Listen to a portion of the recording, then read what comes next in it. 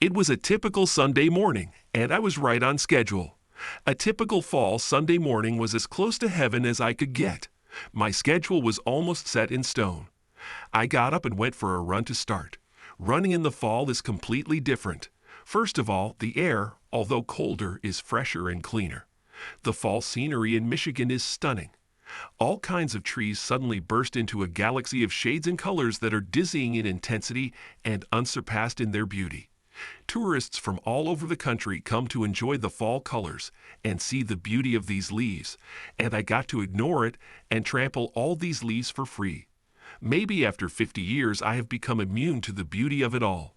Or maybe I was just an angry, lonely old man who was too introverted to enjoy it. Either way, the fall runs were a time for reflection. With no races to train for, I could just run quietly and let my mood, my thoughts, and the music on my iPod dictate the pace. After my run, I went home for a hearty breakfast and a few chores. Usually these tasks involved checking my Mustang, which was nestled in his heated garage under a car cover. God, how I loved this car. Anyway, after that I spent the day with football and NASER on my 72-inch TV.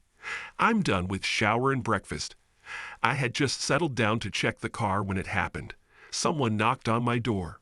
My first thought was to ignore it, hoping they would go away, but the knocking only intensified. Then it got worse. "Gary, I know you're there," she said. Her voice was familiar, but I couldn't remember her name. She obviously knew me because she used my name. I took a deep breath, hoping that I could quickly shake it off and get back to my relaxing Sunday. I opened the door to see one of the people in the world I least expected to see standing on my porch. "What?" I asked angrily. "Oh God," she said, "you look much better than I expected. You pulled yourself up, and short hair suits you." She walked past me and entered my living room without being invited. As I walked by, I couldn't help but notice how good she smelled. She walked over to my couch and took off her coat. She placed it on the sofa next to her. She was a very feminine woman. Some would call her girlish type. Her waves of thick red hair were mixed with a few waves of gray hair that she had decided not to dye.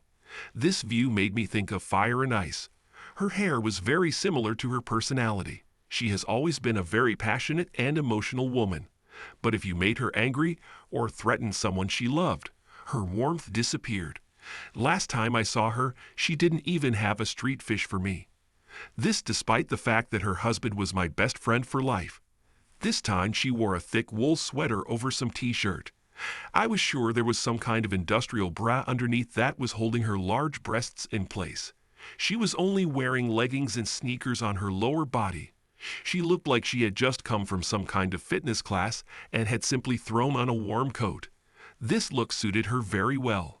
As she stood looking around my living room, I noticed her body. Short but well-shaped legs tapered upward to wide hips and an absolutely incredible ass. Her belly was a little full, but for a woman her age who had already given birth, that was to be expected. This doesn't mean she had rolls of fat or a beer belly. She just wasn't in that fitness model category anymore. She suddenly turned around and found me looking at her. I truly believe that trying to see if I would ogle her body was the main reason she was looking at the pictures scattered around my living room. "No family photos," she said. "No family," I answered angrily. Her face showed many emotions as she watched me. "Gary, you have two," she began. "No, I don't have any," I blurted out. "She took them in the divorce."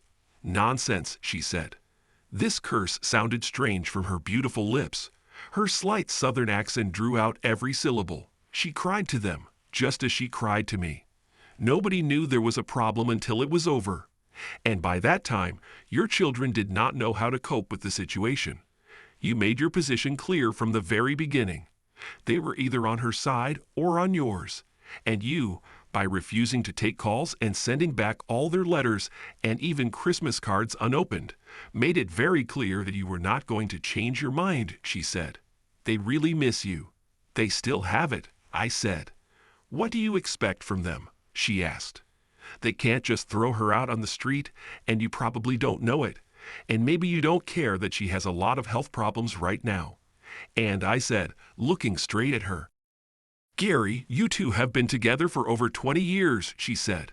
Isn't there any hope that you would at least try to treat each other civilly? Not at all, I blurted out. Oh, okay, she said. Looks like I'm about to lose a friend. You lost me as a friend a long time ago, I said.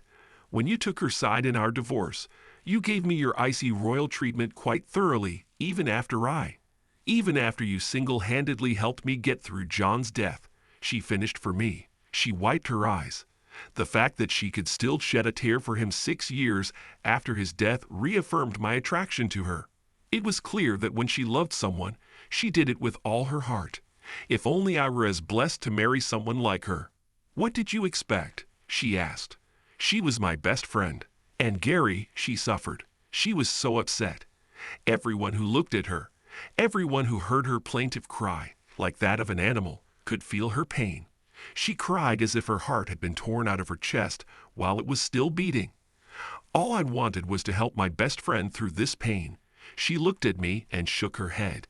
And you, she said, so strong even then. You didn't shed a single fucking tear. It was like you just didn't care. She turned and looked me in the face. Her gaze pierced me as if she was trying to see the soul inside the body.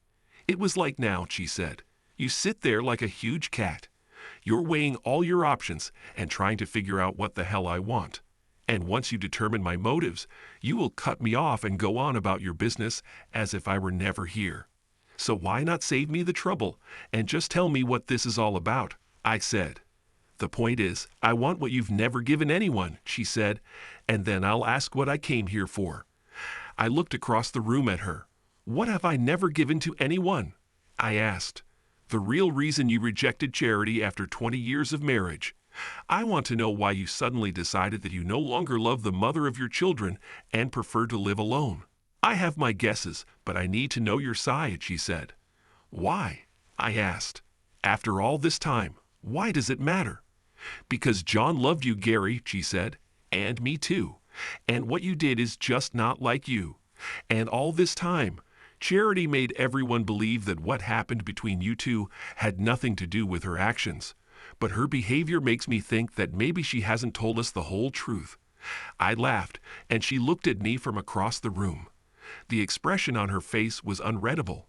It's been 3 years, I said. Why do you suddenly want to hear my side? Perhaps my voice betrayed some of the anger I was feeling. Perhaps she was simply more perceptive than I gave her credit for.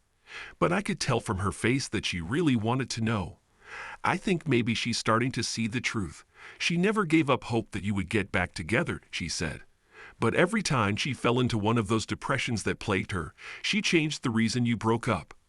At first, she wanted everyone to believe that it was because of you. She always claimed that it hurt her too much to talk about it. Then later she boiled it down to you two just growing apart. But every time she talked about you, she talked about how much she missed you.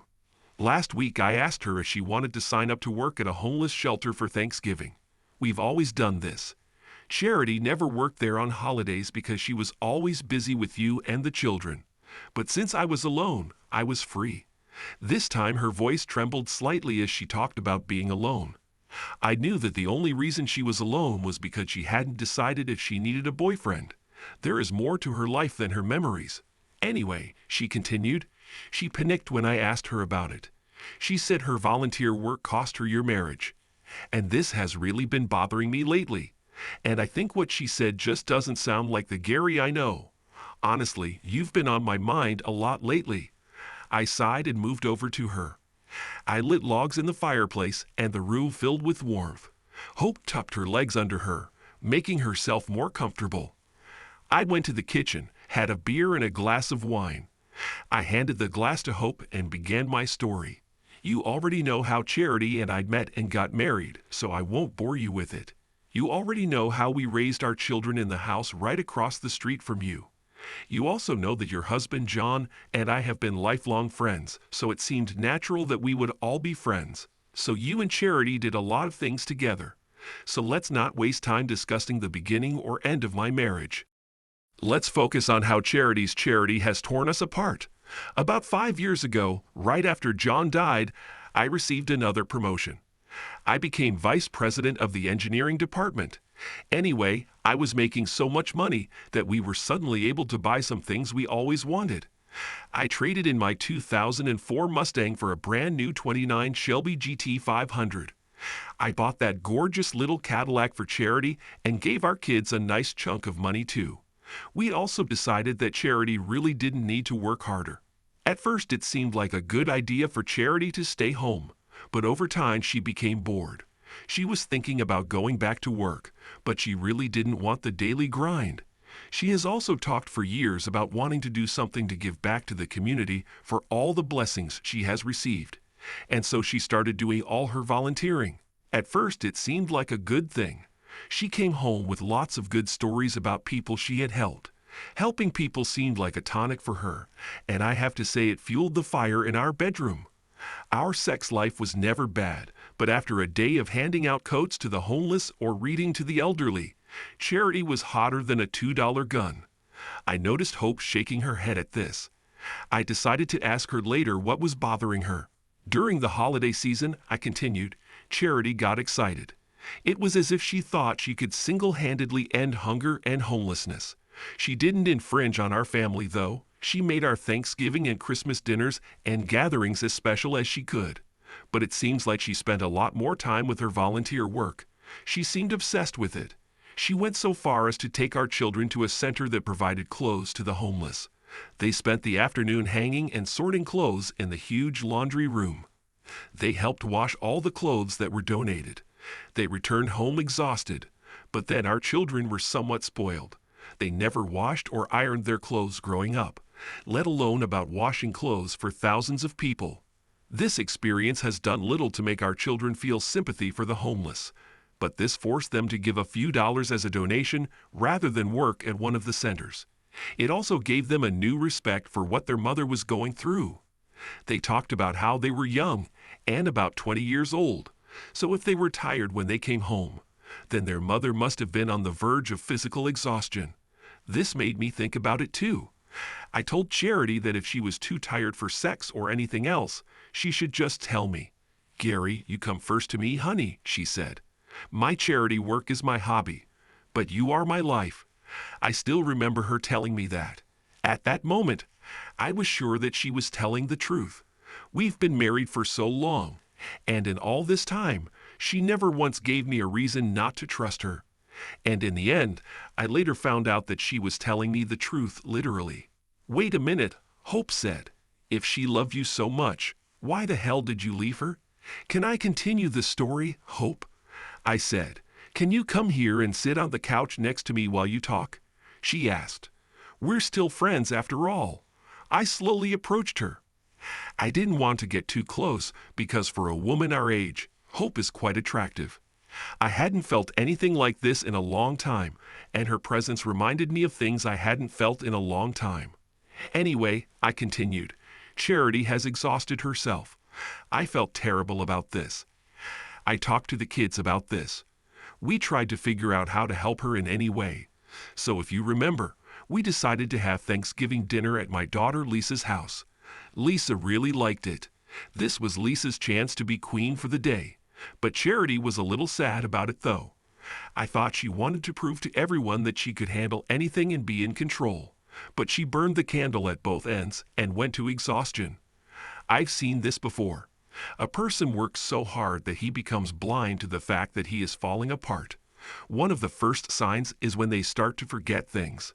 As I spoke, I began to notice Hope approaching me. The couch wasn't that big, so she was close enough to me that our legs were touching. The glow of the fire and the proximity did not do me any good. Keep going, she said, reaching out and patting me on the shoulder. As I began to speak again, I noticed that the hand she had placed on my shoulder did not move. Okay, for some reason Charity was more concerned about our sex life than I was, I said. Gary, she should be. Hope interrupted. She used this opportunity to move even closer to me. Charity loves you. She knew she had to make you happy or you'd leave for another woman. No, I wouldn't leave, I said. I've been with Charity through thick and thin. How do you know she was worried about your sex life? She asked. Do you remember how I told you that she was always ready for sex after volunteering, But then lately she started being too tired for sex or anything when she came home. I asked. Well, she quickly changed her behavior. She started having sex with me before she went to the homeless shelter. That Thanksgiving, the plan was for her to go to the shelter to help prepare their holiday dinner and then return home so we could go to Lisa's house for our own dinner. The wonderful feeling of a wonderful morning with my wife didn't last very long before the alarm went off, ruining it. What did you set the alarm for? I asked. I need to be at the shelter by 10. She reminded me. Come on, get up. You can do me in the shower. I don't think I can move anymore. I breathed. I'll just lie here and remember what you just did to me. I'll just enjoy this aftertaste alone until I go for a run. But I will run very slowly. You took all my energy. She just laughed at me and waved her bare butt as she walked to the bathroom. I can't believe you're going to leave the warmth of your bed with a man who loves you to go serve soup to other people, I complained. Stay in bed with me. I'll only be at the shelter for a couple of hours, she said. Then we can both rest at Lisa's. I won't have to do anything tedious at the shelter, so we will have a lot of time to recover. I quickly jumped into the shower and then got dressed. Even though it was Thanksgiving, I decided to drive my Mustang. I felt invulnerable, and I needed a car to match that feeling. I had to go into the garage and unplug the car from the charger. It took me about 15 minutes to put the wheels back on it. I then had to get a jack and lift the car off the jack stands. I knew I'd have to do it again when I got the car back, but the weather was nice and it was worth it. I carefully placed the cake next to me on the passenger seat. Knowing Charity as I did, I knew she would be angry if the cake moved in the cake dish and the sides scratched the frosting. Since it was a holiday, the roads were almost empty. I got to the shelter very quickly. When I arrived, I was hesitant to leave my car in this parking lot, but I figured I would only be there for a few minutes. I introduced myself and imagined that I would come in, give Charity the cake, and receive a big kiss in gratitude. Then I would jump back on my iron horse and ride home, savior of the day. I know it sounds corny, but I was still floating on the wings of love. Great sex does that to a guy. I don't know what I expected, but that's not what I got. First of all, I could barely get inside. There were so many people there that most of them were standing. I guess because everything was going well for us, I forgot that there are a huge number of people out there with no job and no prospects of finding a job. As I looked at this sea of faces, white, black, Hispanic, and others, I saw the same depressed and desperate look. That look of absolute despair would tell any sane person more than anything else that we are all far more alike than we are different. For me, Thanksgiving was just another holiday that I took for granted. My biggest problems were deciding what of all the things my wife and daughter were preparing for a big dinner that I wanted to eat and what to watch on TV while they cooked. These people had a completely different set of problems. They were more concerned about finding a safe place to sleep and whether they would even be able to eat that day. I was ashamed to think that my Mustang, in its heated garage, was living better than most of the people in this room. I was paying a ridiculous amount of money for high-performance, full synthetic motor oil for my car when most of these people could live over a month on what I was paying for an oil change. It was a sobering moment as I made my way among the people with a huge chocolate cake, which seemed ridiculous considering that the money spent on the ingredients for the cake could pay for healthy food for more people than those who would get a slice. But most people looked at the cake as if it were a gift from the gods. The woman in the apron smiled at me, and I made my way to her. I lifted the cake to protect it. Not from the humans. They seemed to be in pretty good spirits considering the circumstances. But there were so many of them jammed together in the room that I didn't want to crush it trying to get through to the woman at the counter. After a few minutes of apologizing and fighting my way to her, I finally got close enough to talk. "Hello," she said. "Have you come to help?" "Sorry, not this time," I said. Charity forgot the cake she baked. I brought it. "Oh my God," she laughed. "You must be Gary. No wonder she's always in such a hurry to get home to you." I blushed a little at the unexpected praise. "Charity is upstairs," she smiled. "She runs some kind of rewards program for some of our regular customers. You know, one of those stimulating things. If they complete their building duties, they receive a star. If they go to a job interview, they get a star. If they get a job, they get 3 stars. And at the end of the month, they can choose a prize or something like that. I'm guessing the cake you're holding is probably one of the prizes. Wow, I said. I had no idea. Your wife is one of our best motivators, enthusiastically said the woman. She can get guys to do almost anything. She has the same effect on me, I smiled. Go to those stairs on the left, she said before turning back to the huge salad she was preparing. Happy Thanksgiving, I said. She smiled and nodded. It took me even longer to reach the stairs, holding the cake at arm's length to protect it. Among the tightly packed people in the building were several children. They looked at the cake the way a shark looks at a school of fish. When I finally reached the stairs, the crowd had thinned considerably. When I reached the floor above, I noticed several men standing near a closed door at the end of the corridor. They were dressed in warm, clean, but clearly not new clothes, which did not fit together. Hi guys, happy Thanksgiving, I said. Do you know where Charity is? She's there, said one. But you'll have to wait your turn. Crap, the other swore. He brought her a damn cake. He'll definitely get it. I smiled, thinking that they didn't realize that the cake I brought was the prize that Charity was going to give to all of them. I'd also wondered what Charity would do when she realized she forgot the cake. Knowing her, she would have called me and asked me to bring it anyway, so I was just saving time. I opened the door and my world as I knew it ended. I stopped talking and Hope looked at me. Gary, are you okay? She asked. There was only concern in her voice. While we were talking, she slowly approached me. She moved away for a second to take my beer. Have a little, she said, pressing a cold bottle of Das Equis to my lips. Gary James Case, I have never seen you so upset. It felt like you were going to cry, she said. Hope, I can't talk about this. I barely managed to say. Maybe you should leave. Gary, we don't have to talk about anything you don't want to talk about, she said. That's not what I'm here for. I just asked you about the divorce because... She suddenly stopped talking inside. Because I pushed. Gary, I love John and our son with all my heart. When the plane crashed, I felt like I died with them. I felt lost. I experienced a level of sadness that I thought I would never recover from. But I never felt alone.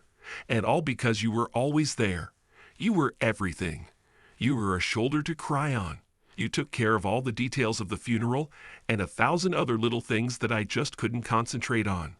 Gary, you even paid my bills until the insurance company stopped stalling and wrote me a check. When I was able to function again, you still didn't stop. Instead of allowing me to become another lost and lonely woman, I became an aunt to your children and a member of your family. Gary, you never let me feel alone, but that's what we all did to you. I'm really sorry for that. Gary, 6 years is a long time. And when my heart was healed enough to think about letting someone in, I cried. It was as if fate had chosen me as its cosmic litter. First, she took my husband and my son. Then, when I recovered enough to find love again, the only man I liked was married to my best friend. So for a couple of years, I just hid my feelings for you. But after the divorce, I knew I had to give both you and Charity time to recover from it all. I was shocked by her words. Hearing that Hope wanted me seemed impossible. The problem, as usual, is my friendship with Charity, Gary, she said. I knew that if anything happened between us, Charity would be devastated. She is already prone to depression. She always tells me and your children that she is ready to take you back, but you don't even want to talk to her. The last thing she said was that you don't need to apologize to her at all. She just wants you back. Tomorrow your daughter, Lisa, will invite you to dinner at her home. The plan is for her to tell you that Charity won't be there. She really thinks that if she can get you together to talk, you can work things out. It's been 3 years since you got divorced, Gary. You have a granddaughter whom you have never seen. I was at the hospital the day she was born and saw her every day until they took her home. I said, Rob, you seem to be forgetting that Noah Weil, in addition to being our family doctor, is also the guy I grew up with. Of course, he arranged for me to see my granddaughter. She smiled at me. So you came to warn me that my own daughter would try to trick me into going to Thanksgiving dinner with her mother? I asked. Do you expect me to go? I asked. Only if you want, she said. I just wanted you to know all the facts. She pressed herself against me again, and this time she hugged me openly. What if I just don't want to go? I asked. Then maybe I should go get a turkey, she said, and we'll just have dinner here. What do you mean we? I asked. Now that we both know we're interested in each other, it'll be pretty hard to get rid of me, she chuckled. I saw the way you looked at me in my gym clothes. You looked at me the same way you said those kids looked at Charity's cake. I tensed up when she said that. Sorry, honey, she said. I didn't want to remember all this. She leaned over and kissed me on the cheek. Then she kissed me again, closer to my lips. And then our lips closed in a symphony of passion, desire, and longing. This was something that was long overdue. She leaned back on the sofa, pulling me with her. She spread her legs and wrapped them around me. Wait, Hope, I said. Before we start something that could change everything, you need to know what happened. She put her fingers on my lips. Darling, I already know everything. Or at least I was able to piece it all together, from what Charity told me, and what the children told me. And now from you, I think I understand everything. That's almost what Lisa and I thought. But from what you told me today, it really added to your perspective on this. Now that I know how you felt about you and Charity, I understand why you acted the way you did, although I still don't understand why you didn't just let her go. I never thought of you as a selfish person, Gary, but I see that you and I are more alike than I thought. I guess I'm just like you. I'm a one-man woman, and I'm going to expect you to put us first, okay?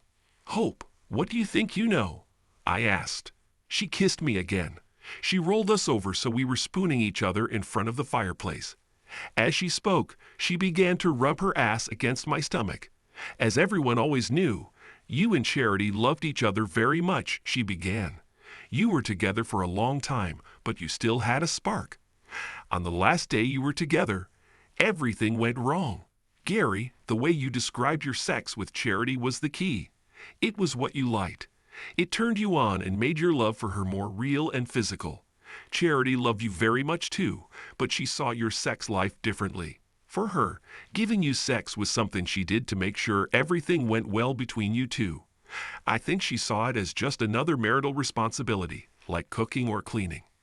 Into your mind, sex was a way for both of you to connect your souls. In her mind, this was another sign of a good wife. For Charity, her husband was a provider, a protector, and a partner. You've had a great career. You kept her and your children safe, and you made her happy, so she had to do her part. She became very good at cooking and cleaning and having sex. But over time, you grew a little further apart. Your focus was on your career, and of course, that car. Her attention was always paid to you and the children. When all the children grew up and left home, Charity needed a life outside the home. Then she started volunteering. Charity threw herself into her volunteer work. I think we all noticed that she started to miss little things.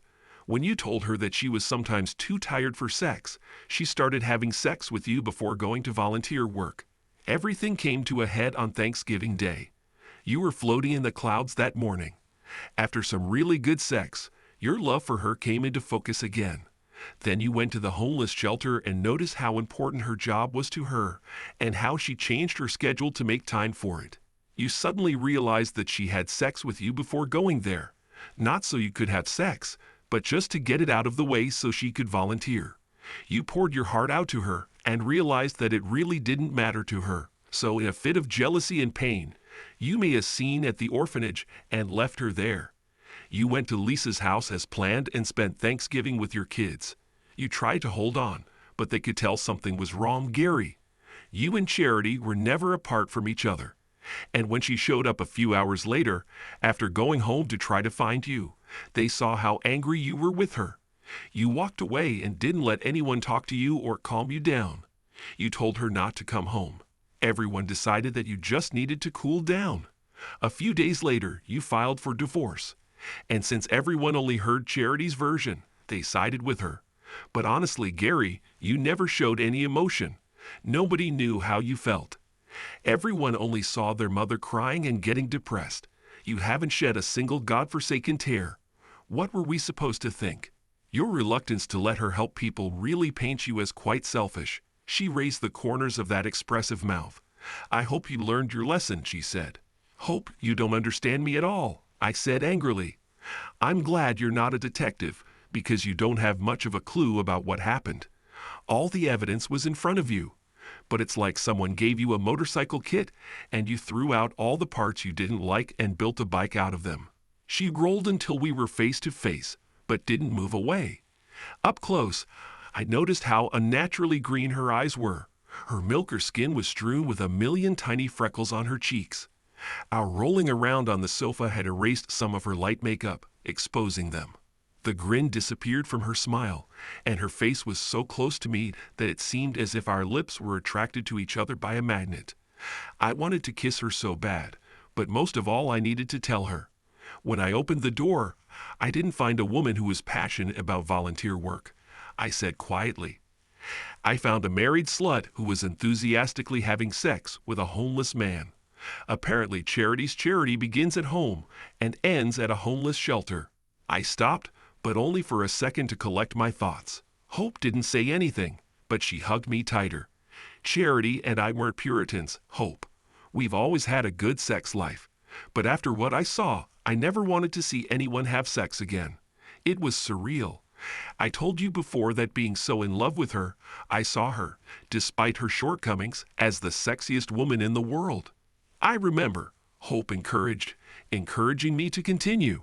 It's funny, because for most of my life, I believed that old story that you can't just stop loving someone. They always say that if you really love someone, you can't turn the feeling on or off, but I'm getting off topic. I think I've always seen charity through the lens of love, but standing there, holding that damn cake in one hand, watching that guy have sex with Charity, I lost every ounce of love I'd ever felt for her. I have an iPhone, Hope, but getting it was the last thing on my mind. The only thing in my head was confusion. My brain just couldn't process what it was seeing. He was trying to create synaptic connections for a logical conclusion that somehow made sense. But there were no connections to create. My brain kept telling me that Charity was my wife. I loved her and she loved me. Then my eyes showed me the scene in front of me. These two thoughts didn't go together. My brain couldn't find any reason for this. I was the only man who had to have sex with Charity. I already did this morning. It didn't make any sense. There were no synaptic connections to create. Trying to create one would probably damage my mind. So, to save himself, he banished all unproven information. I think I felt it happen. It was as if something in my brain literally snapped as my mental circuit breaker went off. And what I lost was not the vision before me. My eyes were telling me that what I was seeing was 100% real. This was undeniable, so I lost unproven information. I lost faith that Charity ever loved me. I also lost my love for her. This happened, contrary to all guesses, instantly. Nature abhors a vacuum. And since my synapses couldn't form a connection, my brain needed something to fill that space. He filled it with anger. All this happened in just a moment. The guy having sex with Charity looked over his shoulder and shouted, "Hey, you, close the door. It's not your turn yet. I've already used it." I blurted through clenched teeth. He must have sensed something in my tone, because he turned his head to look at me. "This is a big cake," he muttered dully. "Can I have a piece?" "Why not?" I chuckled. I removed the clear lid from the cake. "You've already tasted a piece of my wife." I hit him in the face with the cake so hard that his neck twisted. He fell onto the table, dropping Charity. The guy was much bigger than me and probably, under normal circumstances, much stronger. But he didn't eat well. He was caught in a difficult situation. Wealth screens still had an effect. They brought a lot of people from downstairs to join us. 3 men took me off him. They quickly pulled me away from him. The last thing I saw as they pulled me out the door was the woman I had spoken to earlier. She was in shock as she looked at Charity lying on the floor. I guess I was lucky that the people who took me off that bastard treated me the way they usually treat a fight between people at a homeless shelter. They dragged me up the stairs and threw me off the porch, telling me never to come back. I had no intention of doing this. Like you said, I didn't want to go home. I was sure that this would be the first place Charity would go as soon as she came to her senses. Like most injured animals, I needed safety and family around me, so I went to Lisa. While we were watching football, they kept asking me where Charity was. I think I held it together pretty well until she showed up. I talked to my daughter and daughter-in-law. I also watched the game, or most of it, with my son and son-in-law. The house was full of love until Charity burst into the house, sobbing and trying to hug me. I pushed her away from me as hard as I could. Charity flew backwards across the couch and onto the floor. All our kids looked at me like I was crazy. "Just stay away from me, Charity," I shouted. "Don't come home. You can send Lisa tomorrow to pick up your things and everything you need. Do not call me. Don't come to me." Like you said, they decided I just needed to cool off, but then they didn't know what happened between us. And you didn't know either. And it looks like Charity never told any of you. She just let everyone think I was the bad guy and that I just threw her away like trash. I don't think anyone noticed that there was no other woman, and no one even asked my version of events. So I felt like you all made your choice, and you all chose Charity over me. Are you crazy? Hope asked. Darling, I was as angry as a bear on my part. There were so many times when I called you and just didn't know what to say, so I hung up when you answered. My number is hidden so it doesn't show anything on the calling if. I'm always size. I called you on every holiday and your birthday. Even when you answered the phone, you sounded so angry that I just decided it wasn't a good time.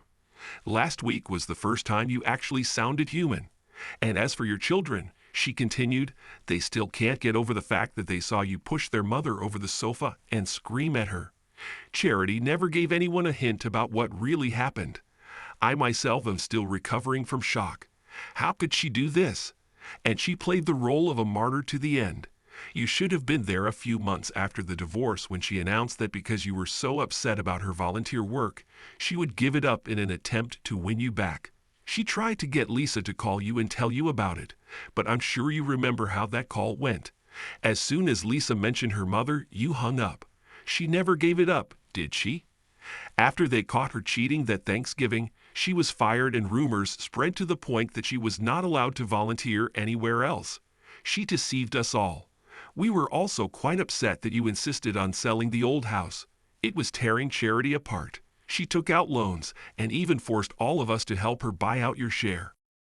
This house held so many memories for all of us, but I can understand how even the thought of him must have tormented you. God, we should have known better. We should have asked. Suddenly, she stopped talking.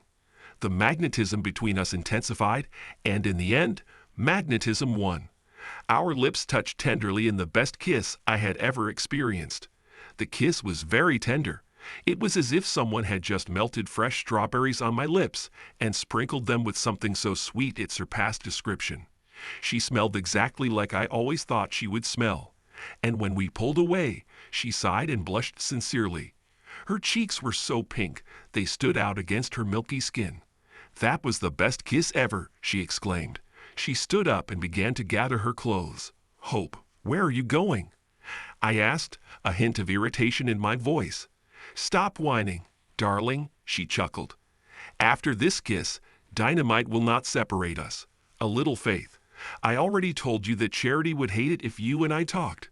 She'd go crazy if she thought you and I were together. So she constantly talks about you. She and I can never be friends again. So where are you going?" I asked again. "Since we're going to be alone for Thanksgiving, I need to buy the turkey, ingredients for the side dishes," and she smiled at me. "Some laundry," she winked at me again. I was beginning to realize that redheads have a very unique sense of humor. And then she continued, "I need to break up with my best friend." As she picked up her jacket and headed for the door, she noticed that I could see how her ass jiggles when she walks. I saw her grin again, and she rocked it even more as she put on her jacket. "I think I'll need a key," she said, and then she left. She returned a few hours later. Much of her self-confidence was gone. "I saw Charity," she said quietly. "I told her I talked to you. At first, she was happy. She asked me when I could get you together. She was so excited. We were at Lisa's house. She asked me how you were doing. She said I was the best friend in the world. I then told her that we had talked and that I knew why you divorced her. She asked Lisa to leave, but Lisa stayed. Charity told me I didn't understand. She said you don't understand and that she was never given a chance to explain it. She said you had a job and your car to feel fulfilled, and she had nothing. Her work with the poor and homeless gave her purpose, but she wanted to give them more than just food or clothing. She wanted to give them the motivation to take control of their lives. Instead, you gave yourself to them, I told her. It didn't hurt anyone, she snorted, and it forced them to go out and go to interviews and try to make something of themselves. No harm done. What about Gary? I asked. Are you going to tell me that the moment he caught you with some guy didn't turn him inside out? And then you let everyone think he was just being selfish. He loved you more than anything in the world. He came to the shelter to help you. You even allowed his children to think it was entirely his fault. I'll make it right. Hope, she said. Now that you've reached him, I can talk to him. I can make him see things as they are, and we can all be happy again. Mom, is this true? Asked Lisa. Did you really do this? Have you cheated on Dad? Lisa, don't interfere. Charity snorted. Go to your room. Mom, I'm 24 years old, said Lisa. This is my room. This is my kitchen. In fact, this is my home. So answer the question. Listen, as soon as I talk to your father, everything will be fine. Charity lamented. Your father simply overestimated the situation. He loves me too much and It's always about you, isn't it, Mom? Lisa cried. My father missed the birth of his first granddaughter because you had to uplift the homeless. How can he return this? Actually, he was there, I said. Lisa smiled. So when Hope gets me and your dad back together, he can talk to her and catch up, Charity said. That's not actually going to happen, I said. He's suffered enough. And finally, he's happy with someone else. I think my happiness was noticeable. Lisa did not react and did not notice anything except Charity. It's you, she suddenly screamed. You're not taking my husband, you fucking bitch. And that's how I lost my best friend, she said. I hugged her and pulled her towards me. Sorry, I said. You'll have to take her place, she whined. The next few days were sweet. I took the week off for Thanksgiving and Hope isn't working. We spent most of Monday and Tuesday moving some of her things to my house. Everything seemed to come together so quickly, but by the time you get to our age, you have an idea of what will work and what won't. Our days were filled with learning about each other, but to be honest, we had known each other for over 20 years. We learned most of the information about each other at night, and we went to bed quite early and stayed there quite late. We had a lot in common, including the fact that we were both passionate about sports. She had yoga classes and spin classes. I had weights and ran. Thursday morning came, and we woke up. As usual, we were in each other's arms. I know things are happening very quickly, I said, but I want you to know that I love you, Hope. I think everything is going well, she grinned, but I love you too. Now are you done pestering me for a little while so I can cook us a turkey? I don't think I'll ever stop pestering you, I said. It was the best Thanksgiving I remember. We did everything together the way it should have been. None of us wanted to be anywhere else. I was happy where I was, and I believe that Hope's charity began and stayed home. Right before I checked the turkey, during a commercial for the Lions vs. Bears Thanksgiving game, someone knocked on my door. Hope, open the door, honey, I screamed. I'm busy, she shouted back. I went into the living room. You don't look busy to me, I said. Hope sat on the couch and waited for me to return. She managed to button her blouse again, which confused me. I have no idea why you button your blouse, I smirked. Hope put her fingers to my lips to silence me. Why are you shushing me? I grinned. Probably so your grandson won't hear what you were about to say, said a voice behind me. I turned around and found my daughter Lisa standing behind me. In one hand, she held the hand of her 2-year-old daughter. The other was holding some kind of dish. Hi, Daddy, she whispered. I just had to come and see you. You shouldn't be alone on Thanksgiving. I held out my hands, and she collided with them. I hugged her as tightly as I could, and then fell to my knees to hug my granddaughter. Lisa and I talked while I played with Greta. However, soon someone else knocked on the door. While Lisa and Greta were hiding in the bedroom, Hope walked to the door. I looked up, hoping that whoever it was would leave quickly. It was my son Tony and son-in-law Steve, Lisa's husband. I heard from my sister what really happened between you and Mom and Dad, Tony said. Steve and I thought it was terrible for you to be here alone on holiday. That's why we came to watch the game with you. Damn it, said Steve. Look at the size of this TV. Dad, do you have any snacks, or should we order pizza? Tony asked.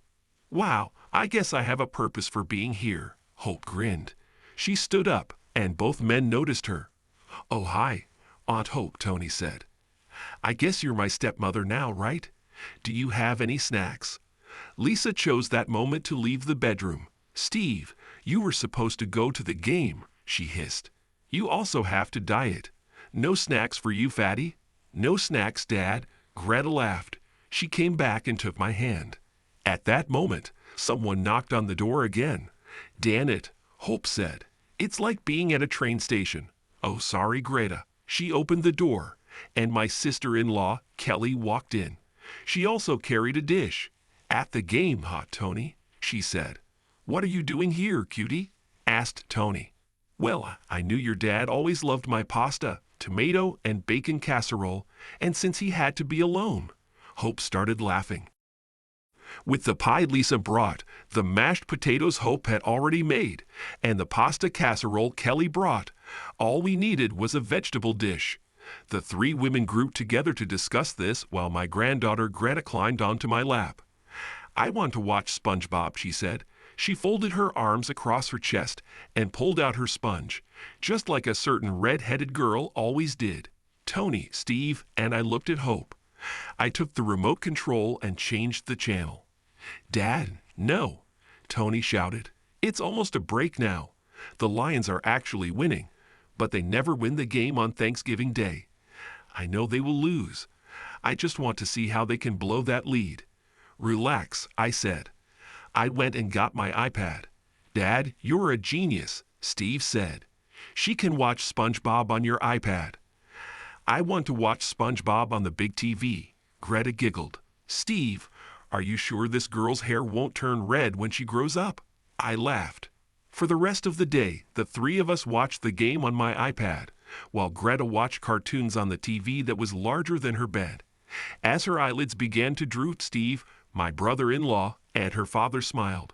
She stretched out on the couch, and Steve reached for the remote. Her eyes instantly flew open, and she took it back. Steve was unhappy. An hour later, after the game ended, with the Lions somehow managing to win, we sat down to dinner. The turkey was great, and I had a lot to be grateful for. I had my children and their spouses. I had my beautiful and soon-to-be spoiled granddaughter. And most of all, I had a heart filled with hope again. After we prayed and started passing food, we heard a bell. Lisa took out her phone and answered. The voice was so loud and angry that even though the phone was not on speaker, we could hear it. Where are you all? Where is everyone? I dozed off and the fire alarm woke me up. The damn turkey burned to the ground, and I'm alone on Thanksgiving Day. First, my so-called best friend stole my husband. Now my whole family left me alone for Thanksgiving. Lisa put the phone on the table and left it there. Happy Thanksgiving, Dad, she said. Give me some pasta. We passed the food to each other and began to eat, ignoring Charity's scolding on the phone. Under the table, Hope took my hand. Happy Thanksgiving, honey, she said. And this was indeed the case. For the first time in a long time, this really was the case. Thanks to everyone who took the time to listen to today's stories. If you enjoyed it, please consider liking and subscribing if you haven't already. Feel free to share your thoughts on the events in the comments below. Take care.